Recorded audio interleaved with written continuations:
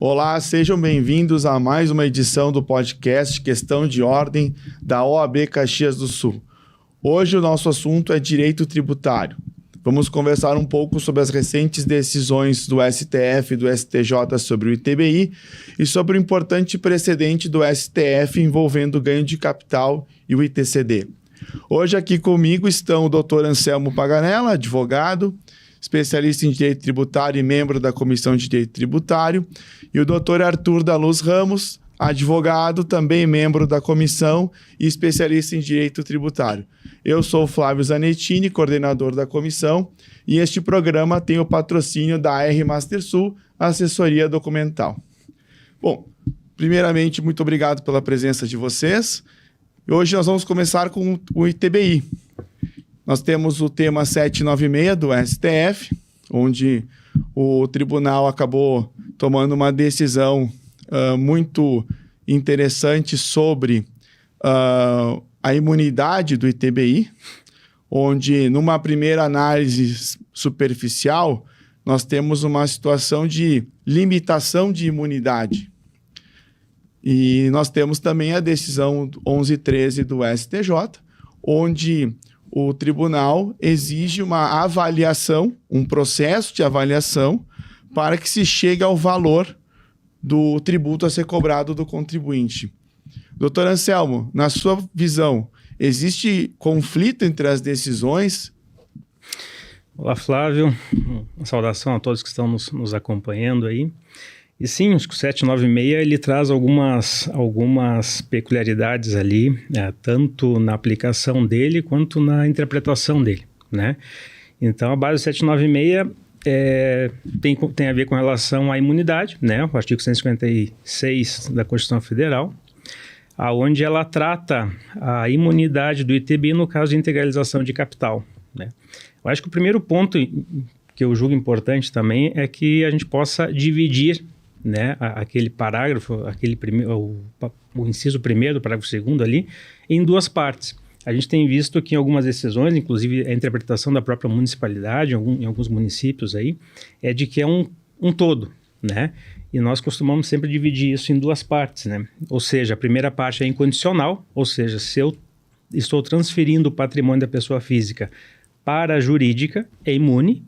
E a segunda parte que é, no caso, entre pessoas jurídicas, né? No caso de fusão, cisão, e desde que aí sim ela é condicionada, desde que não exista a atividade preponderante, né, daquela empresa recebedora, como no ramo imobiliário, compra, venda, locação, arrendamento, né? Interessante, porque na prática o que nós estamos observando é justamente uma interpretação inversa.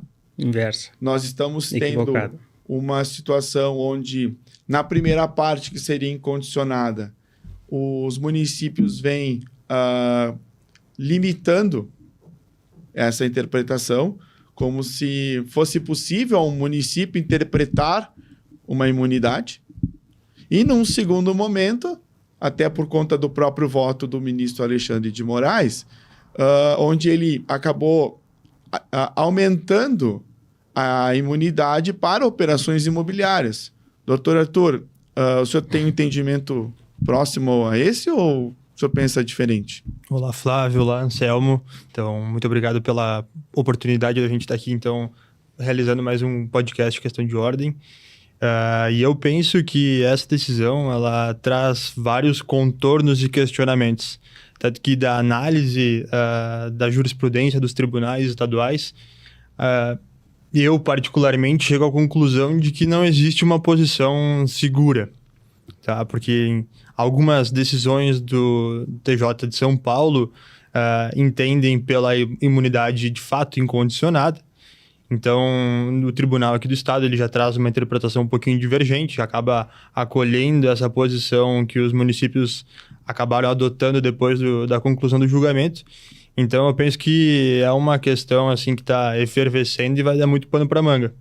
Porque também, a partir de uma pesquisa minha, particular, com relação a um caso concreto, pude perceber que o STJ vem negando o segmento a alguns recursos especiais quando se questiona a base de cálculo do ITBI no momento da integralização a partir do julgamento do STF. Então, penso que ainda está um pouquinho nebulosa ali, tem uma zona um pouco difícil tatear e para onde ir com mais segurança, mas penso que tem algumas questões importantes ali. A primeira delas é, de fato, uma quebrança de paradigma, né, quanto à distinção da atividade preponderante imobiliária para as hipóteses, como o Anselmo comentou, então, as hipóteses ao final do dispositivo. Então, eu penso que a gente pode explorar bastante esse tema aí que a gente consegue ir longe. E tem também a questão do 11.13, que eu enxergo uma controvérsia em relação ao 796. Porque até que ponto uma avaliação fiscal municipal pode afetar a imunidade da Constituição? Até que ponto o município pode dizer esta parcela é tributável porque a imunidade vai até aqui? E penso também que é importante a gente partir da ideia de premissas, né? Então, qual é a concepção de imunidade para o município? Tá? Então, para cada um deles. Hoje, eu compreendo particularmente que a gente pode adotar a ideia de que é uma norma de incompetência tributária. Então, se é uma norma de incompetência, para mim fica um pouco estranho e confuso acreditar que existe uma imunidade condicionada como vem sendo aplicada. Então, penso que o tema do STJ nos traz um pouco mais o tema 1113 nos traz um pouco mais de segurança quanto à questão da presunção da boa-fé, da declaração do contribuinte, mas mesmo assim não tem sido suficiente para a gente conseguir manter a partir da simples declaração, né? Sim, até vou seguir no tema 11.13, doutor Anselmo. O tema 11.13 ele exige um processo administrativo de apuração do valor de avaliação. Esse processo administrativo, na tua visão, poderia ser encurtado com o requerimento e concordância, ou há uma necessidade real de dilação probatória com ponto e contraponto, com requerimentos e tudo mais, até se chegar nisso? Precisaria haver uma lide para se chegar no valor, ou a forma como é feita em muitos municípios hoje, onde o contribuinte apresenta um requerimento e o município apresenta um valor, isso seria um processo administrativo, na tua opinião? Pois é, Flávio, isso é o que nós temos nos questionado sobre isso, né? Porque eu acredito que o simples requerimento, né, claro, com a avaliação do município já estaria resolvido, mas, no entanto, não. A questão do procedimento em si, toda a parte probatória, porque não é só o contribuinte apresentar o requerimento, né? Ele tem que provar que o imóvel dele não tem a valoração que o município está dizendo que tem, né? E isso, só voltando um pouquinho ao 796, complementando também o que o Arthur colocou, a insegurança jurídica a qual a gente vem passando, que é o seguinte, tanto no 796 quanto na previsão constitucional, né? Nós não temos nenhum limitador, como tu mesmo colocaste no início, não tem nenhum limitador de valores. Nós não trabalhamos com a isenção de um tributo, nós trabalhamos com a imunidade daquele tributo, né? Então, e aí começou-se a ter uma interpretação diferente, e aí, como o Arthur colocou, o nosso tribunal tem algumas decisões nesse sentido, né? Reconhecendo que a pseudo-imunidade, digamos assim, a imunidade até o período, até a valoração da integralização, né? E a partir dali fazendo uma cobrança do valor da diferença entre o valor histórico declarado, né, com o valor atual da avaliação. Tá? Só que o que nós entendemos, pelo menos, se eu estiver errado, né, Arthur, mas a imunidade, ela contempla todo aquele patrimônio, todo aquele valor, né? E não uma isenção, como no imposto de renda, até tal faixa não teria incidência, né? Não é isso, é imunidade, né? E o tribunal tem decidido, tem algumas decisões nesse sentido, reconhecendo a incidência do ITBI sobre a diferença, o que vai completamente contrário à decisão do STF, onde nós tínhamos um valor X já declarado, histórico daquele patrimônio que estava sendo integralizado, por opção né, dos empresários, dos sócios resolverem integralizar uma parte desse patrimônio, se não me falta a memória, 40 e poucos mil reais, e o resto dos 790 mil reais lá, 700 e poucos mil reais do imóvel ficou como reserva de capital. Aí sim, né, aí nesse sentido a gente concorda plenamente que essa reserva de capital tem que ser tributada. Agora, nós temos uma só me ajuda aí da Receita Federal lá, é uma... A possibilidade de... né, de manter o valor histórico já declarado no imposto de renda. Isso. Né? E então é um entendimento que foge um pouco da curva aí da decisão do 796, né? Daquilo que está definido na Constituição, na imunidade, né? Foge um pouco do conceito. E aí nós temos uma interpretação, tanto de alguns municípios, quanto do nosso tribunal, possibilitando essa cobrança desse diferencial. E penso que nesse contexto todo a gente não tem como deixar de falar das mudanças que surgiram com o Código de Processo Civil, trazendo a lógica dos precedentes, né? Então, quando se depara com um julgamento do STF que analisa um quadro fático, salvo o melhor juízo, completamente distinto daquilo que vem ocorrendo nesses casos que a gente vem debatendo hoje, me parece que, em certa medida, é até inaplicável a razão firmada. E também penso que a gente tem que ir com muito cuidado no momento de aplicar os precedentes firmados em repercussão geral, recurso repetitivo, a partir de uma simples tese firmada numa linha. Então, de fato, penso que a análise parte dos fatos, dos fundamentos jurídicos, para, assim, aplicar o precedente ao caso concreto, né? Então, penso que, como o Anselmo bem comentou, um caso que, salvo engano, ele partiu todo da ideia da integralização para reserva de capital, então podemos compreender que até duas operações distintas, né? Não uma simples operação de integralização. Penso que inaplicável aos casos em que haja apenas uma integralização e não reserva de capital. Sim. E tem o principal motivador desse movimento da reserva de capital é justamente o fato de que a adoção do valor histórico acaba gerando um diferimento do ganho de capital no imposto de renda que, querendo ou não, é uma alíquota maior sobre uma base maior. Ocorre que a Constituição Federal ela declara imune a operação. Ela não fala em momento nenhum de valores a serem imunes, né? E nesse ponto eu chego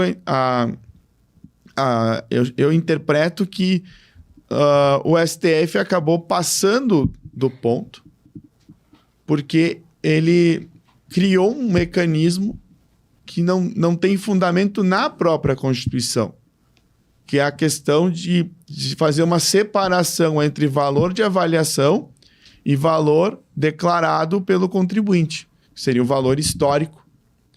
Aí, no caso, o contribuinte ele tenta se planejar para fazer a operação com o menor impacto tributário possível, que é um direito dele, mas acabou que o ministro interpretou a Constituição de uma forma que a Constituição não prevê. Eu penso que a questão fática, né, o processo escolhido para se tornar repercussão, ele foi um processo um pouco atípico, tá? Porque poderíamos ter um processo o que é a questão mais geral, generalista que nós temos, né? Pegar o imóvel com valor histórico da declaração de imposto de renda e integralizar. Isso que a gente vê na prática hoje, na grande maioria das constituições de rodo, independente da finalidade, da função dela. Principalmente, né? Na nossa região, né? Exatamente. Né? Independente se nós estamos falando aqui sobre planejamento tributário, patrimonial, enfim. Mas ele pegou uma questão bem atípica que não é o que a gente acaba vendo na prática corriqueiramente, né? Que é o ter um imóvel num valor considerável e querer deixar a reserva de capital e aplicar apenas uma pequena parcela desse imóvel como integralização. Então, eu acho que, não sei se concordando um pouco com o que o Arthur colocou, isso, a questão fática que foi levada ao julgamento, eu acho que foi equivocado. Poderia ser um outro processo qualquer, né? Uma outra decisão mais generalista, mais próxima do que a gente encontra aí na... Sim, escolheram o precedente errado. Precedente errado. Até a posição que acabou predominando do ministro Alexandre de Moraes com relação à separação das 3 hipóteses finais com relação à integralização, até então era uma posição vencida, né? Que não era a regra, que pensando na atividade preponderante imobiliária, que também seria aplicável nas empresas em que haja uma integralização de imóveis ao capital social. Então, até quando eu pude ver essa decisão, me chamou um pouco a atenção, porque de fato não era o que a gente vinha se deparando nos tribunais, e muito menos no âmbito administrativo, né? Então, os municípios correram aí para editar a legislação, e no meu ponto de vista baseado numa linha simples da tese firmada.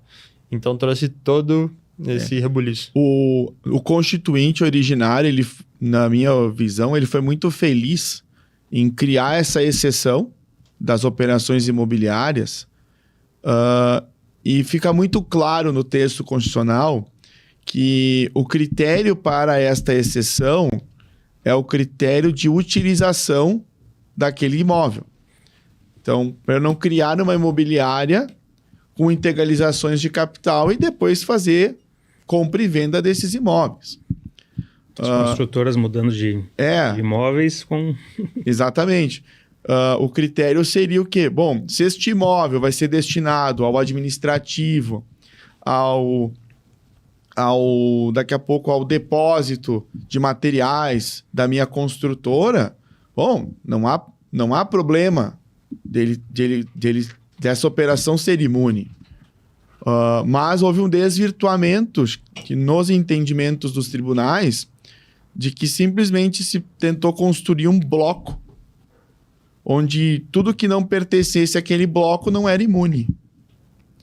E esse precedente acabou criando uma situação pior ainda, porque ele criou buracos no bloco, e esses buracos não têm como ser preenchidos.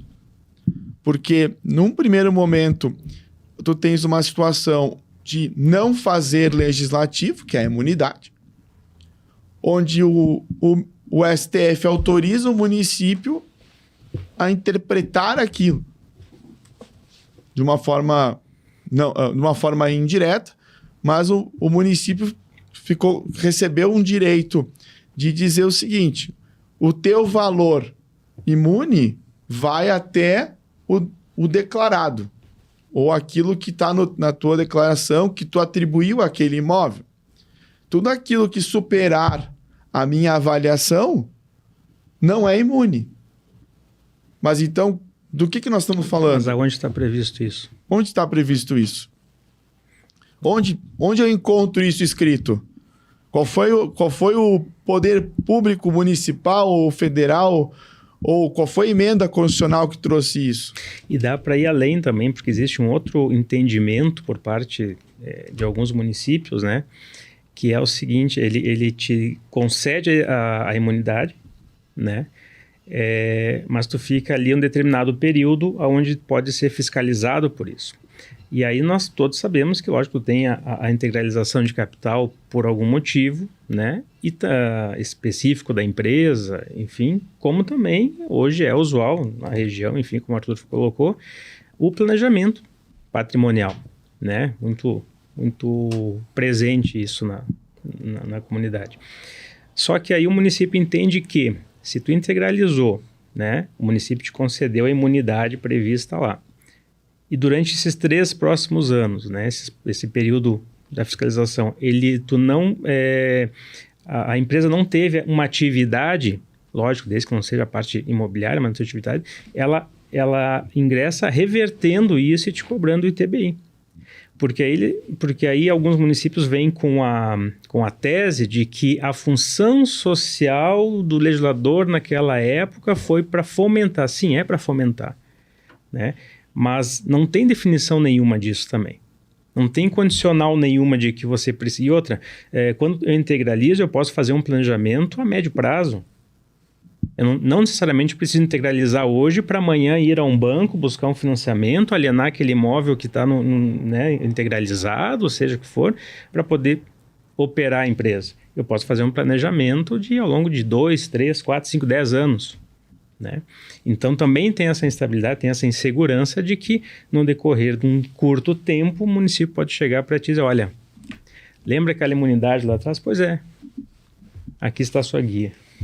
Pois é, e o trecho do voto do ministro Alexandre de Moraes, que trouxe a ideia de separação, então que independe da atividade preponderante ser imobiliária ou não na integralização, vem sendo considerado nos tribunais como um argumento que não é vinculante. Então, é um argumento só obter dictum que não vincula os tribunais e que as decisões acabam sendo divergentes. Então, penso que a gente está em maus lençóis aí pensando na incidência tributária sobre ITBI, porque, de fato, foi tirado uma fatia da imunidade de um lado e, no outro lado, onde foi colocado um benefício desvinculando a atividade imobiliária, não vem sendo acatado ou acolhido pelos tribunais. Isso que tu colocaste, Arthur, é muito interessante, porque realmente, lá na tese, quem consultar o site do STF e ler só a tese, essa parte das operações imobiliárias não consta ali. E aí é aquela coisa da interpretação, da interpretação literal, que hoje nós estamos vendo não a integralidade do judiciário, mas muitos juízes adotar essa interpretação literal dos próprios precedentes.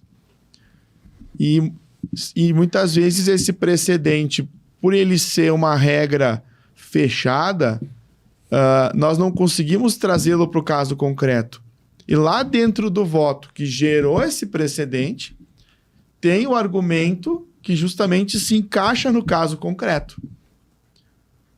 E hoje, o que se busca muitas vezes no Poder Judiciário, nós da área tributária, é justamente o quê? Sim, sabemos do precedente, o precedente é importante, mas o precedente não é a norma em si. O precedente, justamente, ele é uma interpretação que demanda aplicação ao caso concreto. Ou seja, eu preciso pegar aquele conceito e interpretar o caso que está na minha frente e ver em que ponto ele é convergente ou divergente. Mas ele não é a norma em si. E esse trabalho de conseguir demonstrar a distinção ou a superação do precedente também não é de toda maneira fácil, né? Porque a gente sabe que os tribunais hoje vêm com uma grande carga de trabalho, enfim, aí quando parte, ok, bati o olho, não, é aquele caso. Tá, mas vamos analisar o fato concreto, vamos ver se de fato é aquilo ou não, porque, enfim, essa sistemática, ela veio para uniformizar, deixar mais seguro o sistema judicial, né? Então, penso que, se bem aplicado, pode ser perfeitamente uma medida para nos trazer mais segurança. Só que também temos que trazer a ideia de vinculação da administração pública a esses precedentes, né? Então, que a administração pública parta de uma análise do caso concreto para depois trazer os atos normativos que entende necessário, né? Nesse ponto, tocaste numa ferida da prática. Porque hoje não existe, apesar de lá na Constituição dizer que a vinculação às repercussões gerais e aos recursos repetitivos ser obrigatória, muitas vezes alguns entes não aplicam por falta de sanção. Qual é a punição para o município, para o Estado ou para a própria União, quando ele não cumpre o precedente? Hoje não tem. E não se está aqui buscando um viés punitivista. Não, justamente nós estamos querendo que aquela regra foi definida pelo STF, pelo STJ, que, por norma constitucional, vincula a administração pública, seja cumprida. E trazer uma racionalidade para o sistema, né? Não essa confusão de administrativo uma orientação, judicial outra orientação. Então, penso que tendo, de fato, alguma ideia de norma que imponha o cumprimento, perfeitamente. Evitaria, por muitas vezes, o acesso ao judiciário, né? Sim, evitaria o número de o ajuizamento de ações repetidas. Exatamente. No volume que temos hoje. Doutor Anselmo, mas é por aí também? Compartilho da mesma ideia. O entendimento hoje nos processos administrativos, enfim, dentro dos municípios, eles são, por mais que em algumas decisões comece a haver alguma tese um pouco diferente, mas ele é pró-fisco, né? Até mesmo em situações onde, porventura, tenhamos uma certa interpretação, uma dúvida por parte até mesmo do agente que está ali analisando, na dúvida, pró-fisco, né?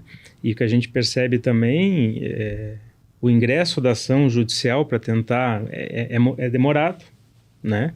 E aquilo que nós poderíamos resolver isso talvez de forma administrativa, com reconhecimento pelo próprio ente público, acaba sendo barrado, inclusive, por uma questão da existência já do processo judicial. Então, o contribuinte fica numa situação, além de insegura, na dúvida, né? Tá, eu busco o administrativo primeiro, eu sei que não vou levar. Eu entro no judicial, eu sei que pode ser que eu leve, mas vai demorar mais, né? Então, tu fica naquela instabilidade ali, Enquanto isso, o contribuinte segue pagando. Segue pagando, segue sendo cobrado, a CND não sai para ele, né? Ele fica já com débito no município daquela guia que foi emitida. Então, é só prejuízo. É verdade. Bom, vamos agora então para o nosso segundo tema. Nós temos um agravo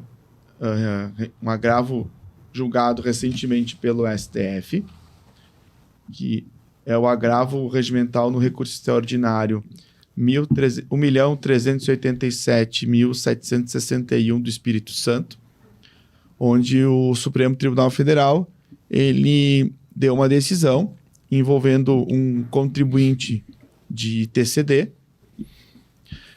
onde esse contribuinte discutia a cobrança pela União de ganho de capital de uma doação que ele recebeu como antecipação de legítima. E nessa decisão, o STF, por maioria, vencida a ministra Carmen Lúcia, adotou o entendimento de que a doação ela não pode ser objeto de cobrança de ganho de capital, porque não existe transferência, não existe acréscimo patrimonial do donatário, uma vez que aquele bem é transferido do patrimônio do doador diretamente para o patrimônio do donatário, sem que ele tenha concorrido, né? Um concorrido para isso, né? Ele não participou diretamente daquela operação, né? Ele não pode, e aí a questão que muitas vezes o fisco federal interpreta é de que numa situação dessas o ganho de capital tem que ser cobrado porque o valor histórico está defasado, existe valorização daquilo no tempo, e o fisco federal entende que este ganho de capital decorre de uma valorização imobiliária. Doutor Arthur, na sua interpretação, esse entendimento está correto? Ou ele abre uma luz para os planejamentos sucessórios? Então, penso que abre sim uma luz para os planejamentos, especialmente olhando para imóveis adquiridos há muitos anos, né, que não vem tendo uma atualização do valor constante nas declarações. E quanto a estar correto ou não estar correto, penso que, olhando para a hipótese de incidência, o fato gerador do imposto de renda, me parece acertado esse posicionamento.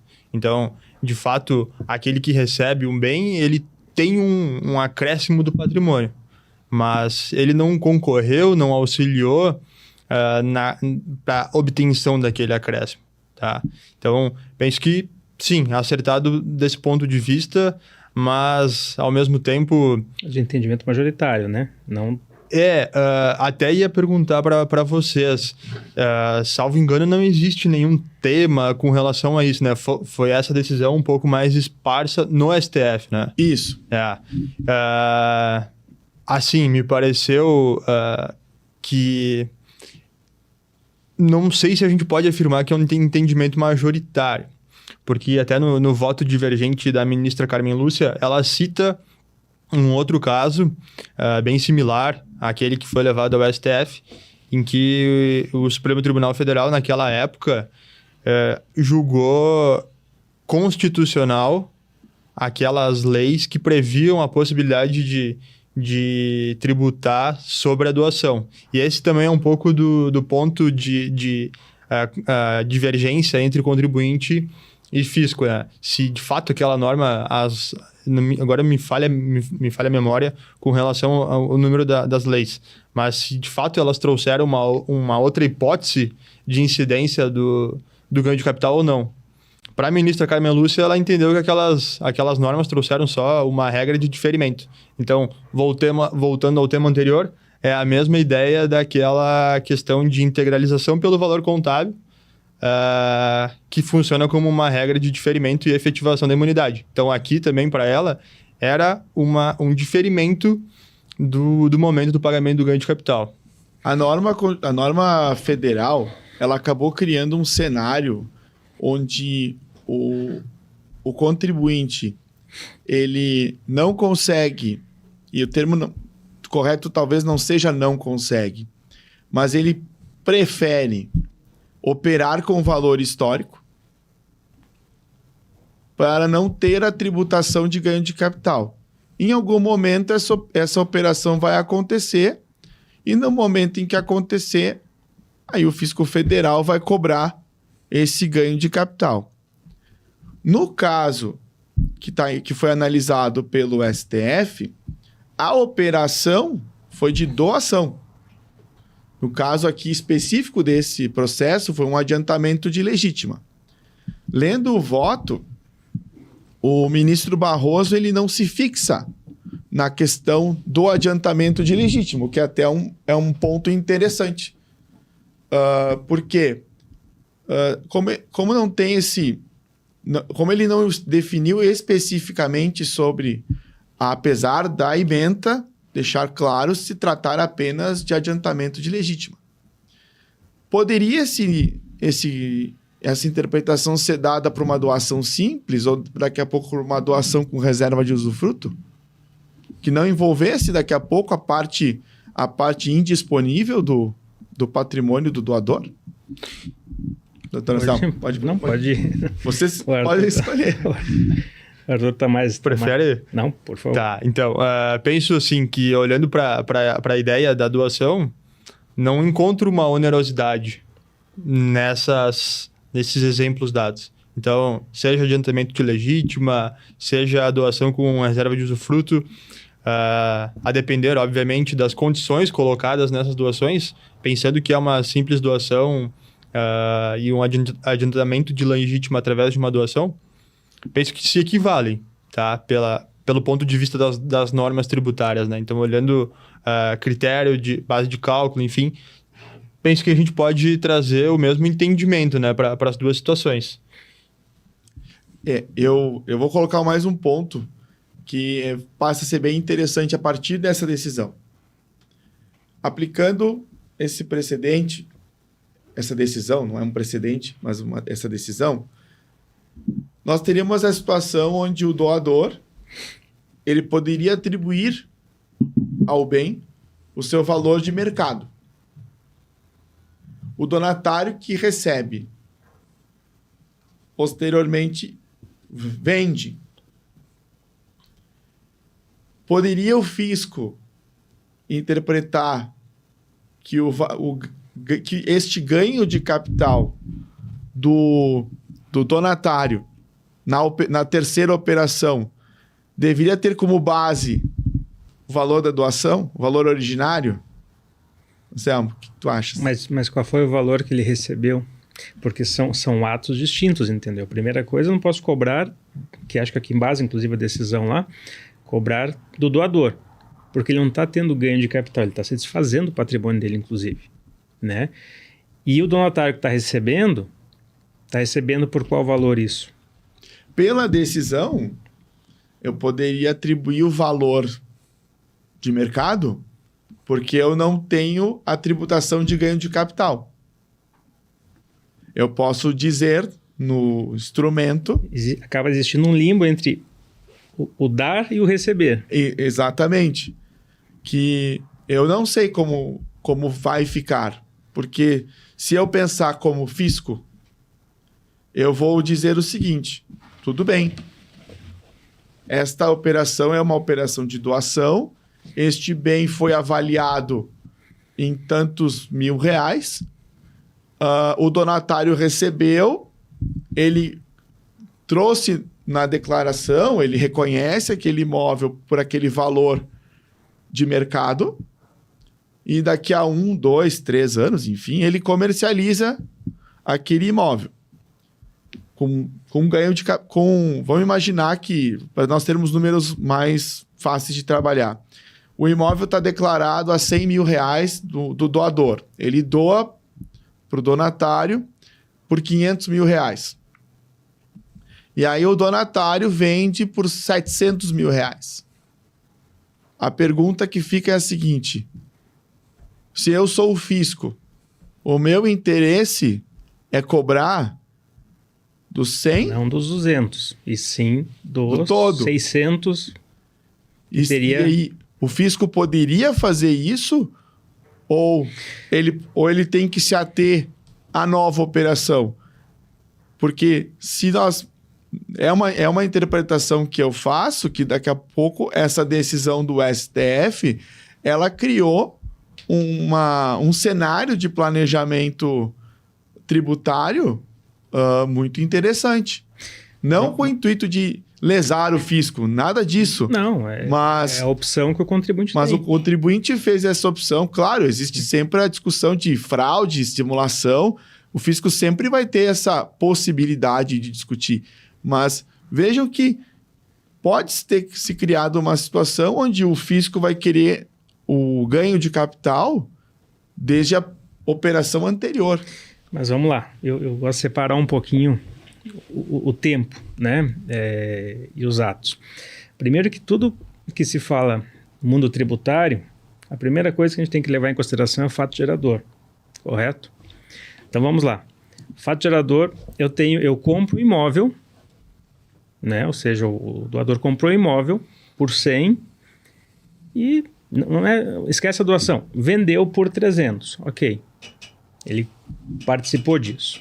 Ele está tendo um ganho de capital de 200. Comprou por 100, vendeu 300, 200 de ganho de capital. Uhum. Fato gerador, está ali a incidência. Eu compro imóvel por 100, há 30 anos atrás. Transfiro, através de doação, por 500, o exemplo que tu colocaste ali. Tá? Primeiro, qual é o fato gerador? Não temos? Para aplicação do ganho de capital. Não temos. Não tem, pelo contrário, ele está se desfazendo do bem. Tá? Agora vamos para o outro lado da linha. Quem está recebendo? Está recebendo o quê? Os 500. Certo? O que vai incidir nisso? O ITCD. Tem ganho de capital nisso? Não, ele está recebendo. Agora, ele vai vender esse imóvel de 500 por 700. Ok, aí ele concorreu por isso, ele tem um ganho de capital de 200. Eu acredito que as decisões possam ter um vazio, uma instabilidade, uma insegurança, mas acredito que uma linha de defesa seria mais ou menos por aí. E o TRF4 tem uma posição favorável para os contribuintes nesse caso. E, salvo engano, o STJ também tem algumas decisões que avalizam essa postura do contribuinte. Então, penso que é uma boa alternativa a pensar, a ser cogitada, assim, diante também da licitude, né? Então, uma coisa que é importante a gente deixar bem claro, né? São questões, são opções, como o Anselmo já frisou algumas vezes, é uma opção do contribuinte. Então, se existe a opção de pagar menos sem qualquer ilegalidade, por que não optar por ela? Né? Isso é planejamento, porque eu acabo sempre fazendo uma analogia à própria questão do regime de tributação. Eu abro uma empresa, independente do tamanho dela e tal. O próprio fisco me traz a possibilidade de tu recolher através do Simples Nacional, lucro presumido ou lucro real. O que vai fazer? Independente da atividade, de faturamento, vamos entrar aqui no detalhe, mas o que no início da operação, no início da empresa lá, o que vai fazer eu optar por A, por B ou pelo regime C? Aquilo que melhor convir para a empresa. Isso é planejamento tributário. Né? Ao longo do tempo, ok, eu posso alterar, mas então o próprio fisco já me dá essa possibilidade. Né? Por que não usá-la? Por que não usá-la também? Por que não utilizar esse mesmo paradigma com relação aos outros tributos também? Por que eu contribuí pelo simples e não pelo real presumido? É legal e está tudo certo. Por que eu optar em fazer uma integralização de capital de um bem dentro de uma empresa? Isso estaria errado, estaria sendo seja que for uma simulação ou um prejuízo ao fisco. Sim, concordo. Eu vejo que essa decisão ela é muito interessante porque realmente, nós falando apenas de uma operação lícita, o donatário, quando ele se desfizer desse imóvel por uma compra, por uma venda, ele vai ser, aquele patrimônio para ele tem um valor muito maior do que aquele que ele recebeu. E eu sou da mesma opinião, não existe ganho de capital numa doação porque não existe trabalho, renda ou conjunção de ambos para haver tributação pelo imposto de renda. Entretanto, acredito que o Fisco Federal vai buscar o judiciário para tentar um entendimento de que, tudo bem, eu sou, por lei, obrigado a esperar uma operação de compra e venda, mas eu quero desde a primeira. Por quê? Porque a última operação de compra e venda aconteceu lá nos anos 70, 80, 90, enfim. E a minha hipótese de incidência é de uma operação de compra e venda para outra. Então eu quero esse período todo. Mas difícil provar, né, Flávio? Mas é uma prova difícil de o fisco fazer. Porque tem que partir da ideia de ilicitude, né? Então, ok, numa dessas doou, recebeu amanhã, vendeu depois de amanhã, tá, pode ser um pouquinho mais questionável. Mas mesmo assim, penso que não tem nenhuma ilegalidade ali, né? Então, a gente parte da premissa de que o contribuinte age de boa fé dentro dos limites da lei. Então, eu acho que o mecanismo a ser criado pelo ente federativo, enfim, é uma análise mais ampla da operação. E não só daquela operação, ou da integralização, ou da doação. Tá, vamos ver qual é o prazo disso, qual é o tempo disso. E o Arthur falou, doou hoje, vendeu amanhã, e aí? Sim, que aí é o caso de fraude ou simulação que nós estávamos falando. Mas é um precedente muito importante. Ele altera drasticamente os planejamentos. Porque até então sempre se trabalhou com um valor histórico justamente com a finalidade de se fugir do ganho de capital. Então, muitas vezes a gente tem áreas de terra que valem milhões declaradas no imposto de renda por 3 mil, 4 mil reais. E aí, na hora da venda, o contribuinte tem um ganho de capital absurdo para pagar, que muitas vezes inviabiliza o próprio negócio, porque acaba não sobrando recursos para ele, tem que pagar, às vezes, o intermediário, tem que pagar um corretor, daqui a pouco ele tem um investimento para viabilizar aquela venda, e o governo acaba ficando com uma parte muito grande dessa operação, pelo simples fato de ter esperado. Mas vamos lá, eu acho que de novo, né, a questão do tempo, né, tu bem colocou, tem muita área de terras, né, muitas áreas de terras que foram compradas lá com valor irrisório. Mas o contribuinte ele pode também fazer esse aumento de tempo em tempo, né? Ou seja, eu compro um imóvel, né, usado, faço uma reforma, faço uma melhoria, né? Eu posso lá na declaração de imposto de renda, eu tenho aqui uma valoração um pouquinho maior. Eu compro uma área de terra, eu faço um melhoramento de campo, né? Um plantio, tudo isso agrega valor. E isso eu posso trazer para dentro da declaração de imposto de renda uma valoração. Pode ser que eu tenha que pagar um pouquinho desse melhoramento ao longo desse tempo, mas isso também não deixa de ser um planejamento a longo prazo, né? Uhum.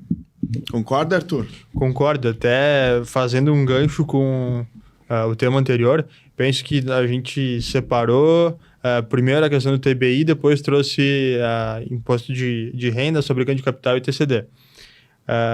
Mas penso que juntando esses dois temas até dá para fazer uma inversão lógica, né? Então, utilizando primeiro esse tema que a gente está conversando como a primeira operação para depois fazer uma integralização. Em tese também estaria dentro da legalidade, né? Então, seria uma opção para evitar um ganho de capital e, além disso, ainda se adequar às condicionantes que hoje os municípios vêm colocando para a imunidade do ITBI, né? Então, verdade. Obviamente, tudo tem que ser sopesado para não ser questionado e trazida a ideia de ilicitude, né? Então, é bom frisar novamente. Sim. Elisão fiscal não é crime, né? E sempre lembrando que são interpretações, tudo que nós estamos conversando aqui e debatendo são interpretações que nós fazemos da legislação.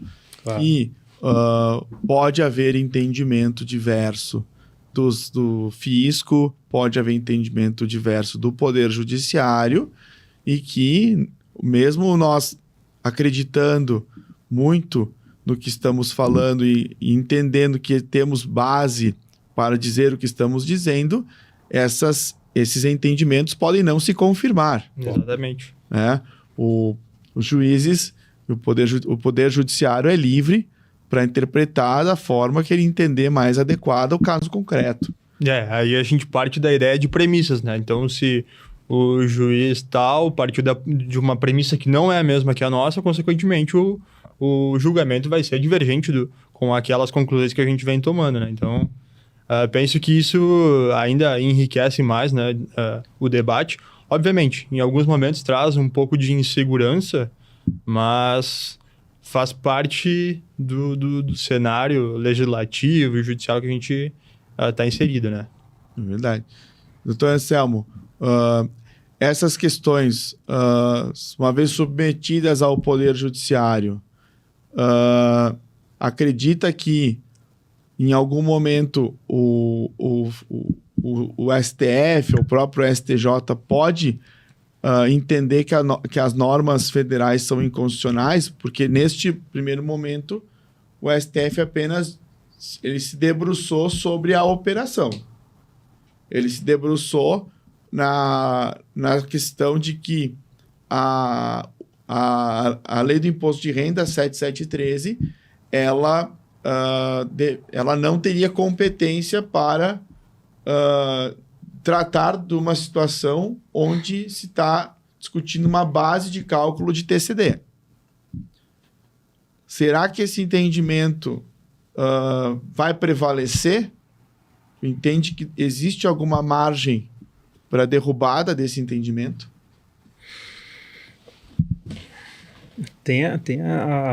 o caminho que a Carminúcia, né? No voto divergente dela, né? Mas, assim, infelizmente, Flávio, a resposta é... o judiciário pode mudar o entendimento dele, né? Pode ser provocado e mudar. Eu acredito que o que quem milita na área tributária tem que fazer é tentar amparar bem, né? Justificar, trazer toda essa discussão, como a gente está trazendo aqui, demonstrar, né, o porquê da não incidência, o porquê da segurança jurídica com relação àquilo que está definido em lei, em legislação, né? Mas sim, o entendimento pode variar, pode ser alterado. Gente, o nosso papo está muito bom. Eu adoraria continuar, mas tudo que é bom acaba. Quero agradecer imensamente a participação, doutor Anselmo Paganella, doutor Arthur. Muito obrigado. Muito obrigado, Flávio. Obrigado, a gente agradece aí a oportunidade e sempre que tiver a possibilidade, estamos aí para trazer um pouquinho de informação e algumas discussões e algumas provocações. Indignações, né? O mundo tributário... É isso. Algumas dores que nós... O mundo tributário, ele permite tanta discussão que a gente precisaria de um ano de programa diário para chegar em 10% do que ele é capaz de gerar de discussões. Legal. Mas, mais uma vez, muito obrigado. A todos que acompanharam este podcast, nosso agradecimento. Esta foi mais uma edição do podcast Questão de Ordem, da OAB Subseção Caxias do Sul. E este podcast tem o patrocínio da R Master Sul, assessoria documental. Muito obrigado e até a próxima.